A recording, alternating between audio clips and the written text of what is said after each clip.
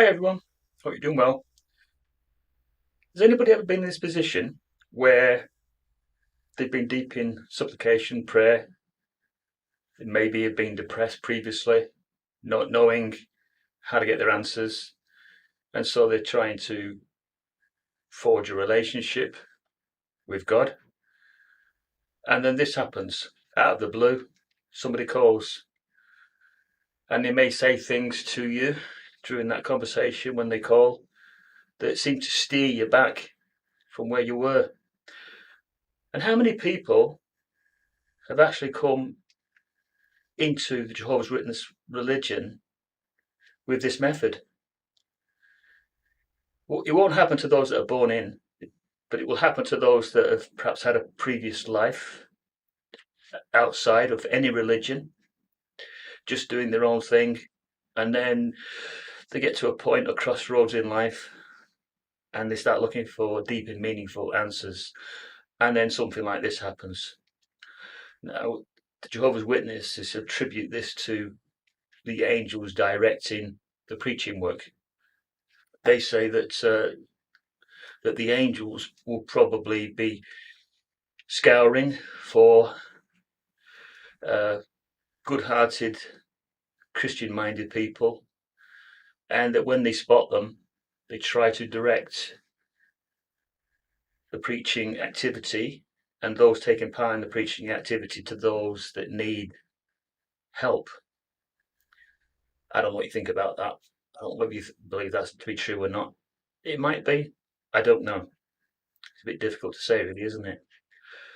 But how many of you out there have been in the position of that gentleman there? There he is in a secluded room, believing that he's completely on his own. And to all intents and purposes, he probably is, in a physical way, on his own. And yet, someone hears his prayer. It's a marvelous thing, that. When something happens as a result of someone making a deep and meaningful supplication. It doesn't happen the way you think it might happen. Sometimes it can take, an awful long time. A person can be making supplication and praying for months, for even years. Sometimes there's a reason for that.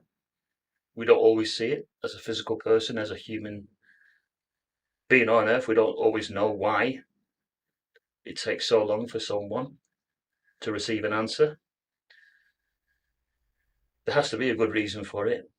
Certainly, it might have something to do with the fact that maybe the prayer he's given may not be heartfelt enough. He may believe he's delivering a prayer, a supplication, a true intensity one from his heart, but it might not be what God is expecting from him. You might be expecting something even more, and he's not receiving it. And so it doesn't always occur that he gets his answers quickly. It takes some time. And yet other people, they can receive answers very quickly. I don't know why, I really don't. I think it has to do with the way in which a person tries to forge that relationship with God as to how quickly he's likely to get his answer. But I like this image of this single angel. Naturally, they can't see it, but the angel can see the person that's in need of spiritual guidance and help. Now, that image of that particular chap could even be a brother. A brother might have fallen into hard times. He may not be able to get himself out. And sometimes when that happens, you sort of receive a shepherding visit, don't you? Which is slightly different to a cold call, out of the blue. A cold call out of the blue is usually something that, it certainly happened to my mother back in 1961. where she got a cold call out of the blue, and then she became a Jehovah's Witness and has been since then, 1961. And she's never looked like she's ever wanted to leave that religion. Not not even for one moment. Even when we've gone through quite difficult times in Australia, we've had things to deal with. She's clung onto that religion. It means everything to her. So I wonder if back in 1961, when she was visited by a couple of JWs on the ministry, whether she was in fact pretty similar situation to what that young man is there in his room. Whether she was like soul searching, heartfelt, looking for something better than her previous Church of England religion that she belonged to. Who knows? We only know that God can read everybody's hearts. He certainly can't force someone against their will. A person has a free will to either want to serve him or he doesn't want to serve him. Either way, God is happy to accept that person's decision, but not to be forced and to make that choice with a free will is something beautiful, something quite marvelous. And thank goodness we're not to the point where they round you up and force you to do something against your will. We're not like that yet. But whether that happens in the future, that's a possibility. So I just like this image when I found it.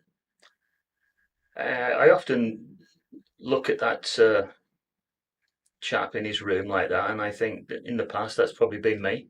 Maybe that's been a lot of us. And you can draw a very personal experience from an image like this. So I suppose going back to the main question is, how many people became a Jehovah's Witness through a cold call out of the blue witness?